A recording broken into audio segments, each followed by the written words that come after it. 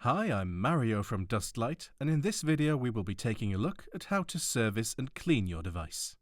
First, let's start with servicing. Once every 12 months, you must send the device in for servicing to us or one of our service partners.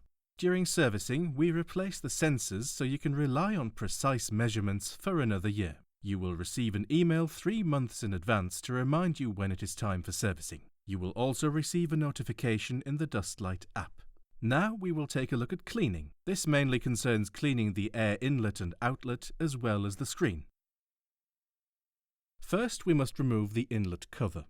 For this, take a screwdriver and press it into the notch so you can lever out the cover.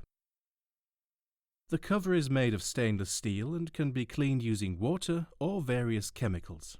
For the air inlet itself, take a brush and use it to brush it clean. Opening the inlet will not expose the sensors, so brushing it out thoroughly is not a problem.